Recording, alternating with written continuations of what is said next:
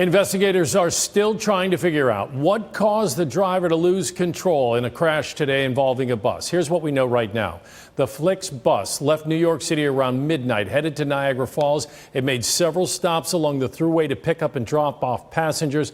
And then around 7 this morning, it went off the road in this area of 490 West in the town of Chilai. That's right. And we have team coverage with Berkeley Green live at Strong Memorial Hospital, where more than a dozen passengers were treated. But we begin with Jennifer Lukey live in Chilai, where the westbound lanes are now back open. And Jen, you got there right after the crash. What was the response like? It was just massive, Deanna and Brett. I live not far from here. The sirens were going off for 30 minutes plus, and that was all the crews coming here to the scene. Now, what we can tell you is in the last couple of hours, the driver of the bus has been issued 4 traffic tickets for fatigued driving, unsafe lane change, failure to wear seatbelts, and unreasonable speed. Investigators believe he was going at least 70 miles per hour when the bus went off the road, flipped onto its side, and skidded at least 200 yards down 490. Waiting for the report of a tour bus that flipped. Report of people ejected. The first calls came in around 7 a.m. and very quickly, first responders knew they had a major incident on their hands. Bus drivers reporting 28 people on board. I would say everybody's injured. The sheriff and many of his deputies were some of the first people on scene.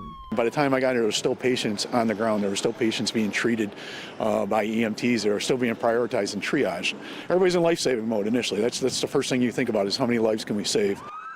All 28 people on board, including 1 child, were transported to area hospitals. We ended up using 18 ambulances, which for this area is incredible. It's an incredible response. And those rigs came from across the area. They had to shut down the opposite side of 490 to allow for them to get to the scene through the traffic.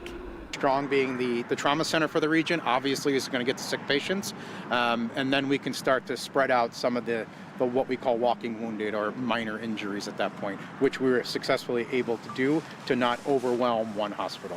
At the moment, the driver of the bus is cooperating with the investigation. The sheriff's department says there are no signs he was impaired by drugs or alcohol, and it does not appear any other vehicles were involved or triggered the crash.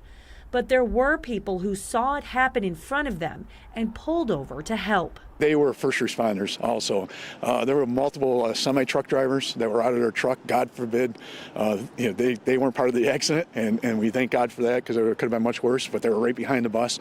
But they were first responders too. I mean, everybody stepped in and did what they're supposed to do as a citizen and then help our EMTs, our firefighters, and our cops as they try and do their tasks. Tasks that still continue as the sheriff's office tries to figure out why the bus went off the road, tipped onto its side, and spun around. We're doing accident reconstruction right now. We're doing all the measurements with drones and using all our technology. We're gathering as much video from DOT cameras and onboard cameras that may be on the bus and cell phone cameras from all the patients. And within the last couple of hours, the bus was righted and towed out of here. It's going to an impound lot secured where the deputies are continuing their investigation. There is a full inspection of the bus happening right now. They're also going through inspection records, safety records of the company that operated the bus. So obviously this is still a very active and ongoing investigation. Brett and Deanna. Thanks so much.